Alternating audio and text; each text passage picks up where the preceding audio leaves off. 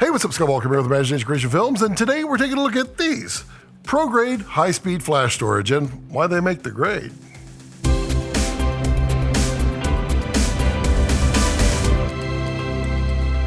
So before we get started, some housekeeping. I have purchased several ProGrade cards with my own money and have been using them for years now. And recently, ProGrade sent me over some other cards and, well, readers for review. But as always, they have no input whatsoever in this review or get to see it ahead of time. So if the thought of creepy trying tearaway clothes makes you uncomfortable,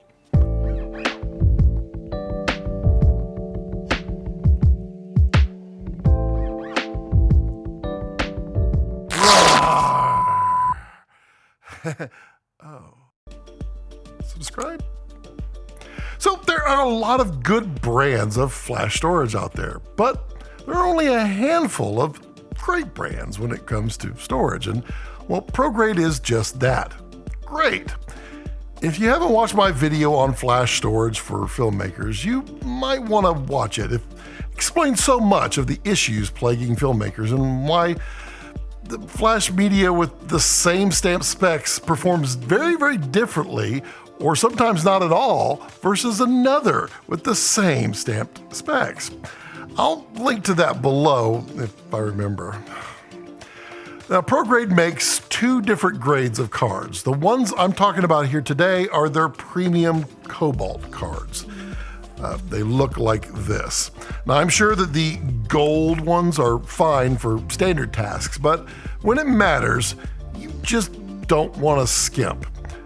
So when I started down the Sony mirrorless journey, I realized it was going to take a lot of sustained throughput on media to handle the data rates that these Sonys can put out. And well, I've owned probably 100 SD cards over the years and learned quickly that what's stamped on it has nothing to do with reality. It's like when you were a teenager wanting that badass car stereo system and you see that 1,000-watt amp and it's like, oh God, it's $1,000.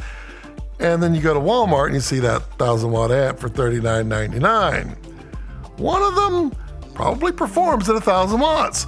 The other, maybe when it's struck by lightning.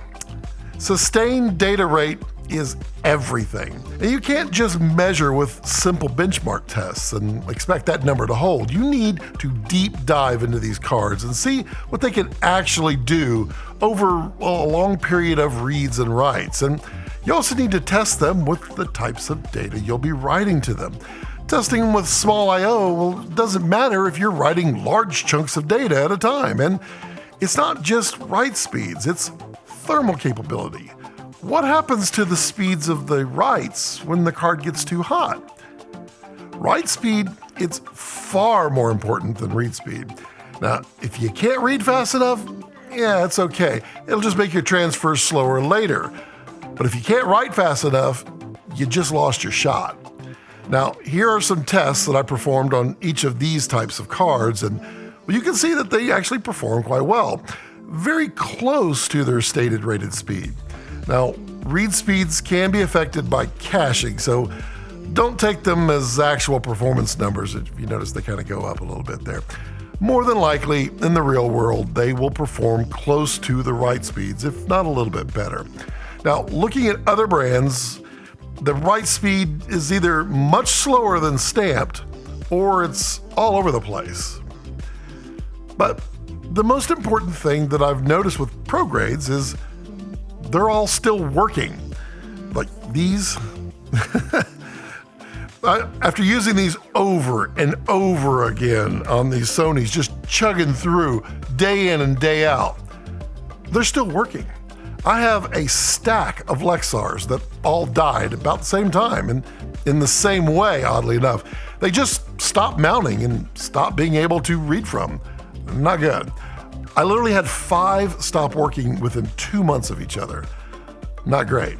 And I haven't seen Lexar in Facebook groups helping people out with their problems. But I have seen ProGrade out there. They have been very supportive of the camera and filmmaking community. And when there's been a problem with the ProGrade media, well, they've been extremely responsive in correcting the issues and making it right with the users. Now, that says a lot about them, and well, they have been kind enough to provide a discount code for all of you, which I'll put below should you be interested in purchasing the ProGrades. I do not make any money from this link, so it's all for you. Enjoy. So what are the pros and cons of, well, their flash media? Well, the pros, they just work. They seem to last. And they're fast. Cons, well, in my testing, they didn't all reach their stamped sustained data rate, but they're really, really close. So it's kind of minor. We're talking about like a couple of percentage points, not massive. Now, the CFX Type B card is most likely the limitation of the USB interface causing the bottleneck there. But the good news is, for me, of all the cameras that I'm using, well, none of them write faster than 700 megabytes a second. So that's all I need to hit. And I imagine with, well, high performance card reader, higher numbers could be obtained from the Type Bs. Lastly, I want to mention these readers from ProGrade. They're pretty slick. They are, well, all the same size and they're magnetic. So they stack and, well, makes them really easy. And they pair like an SD card with a CF Express Type B or a Type A or a Cfast. And you know, they're really fast in a single box.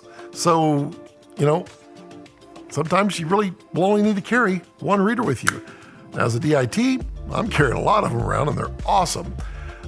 They're fast, they're simple, and well, I just thought I'd mention them too. So that's it. That's the quick and simple ProGrade Flash Media review.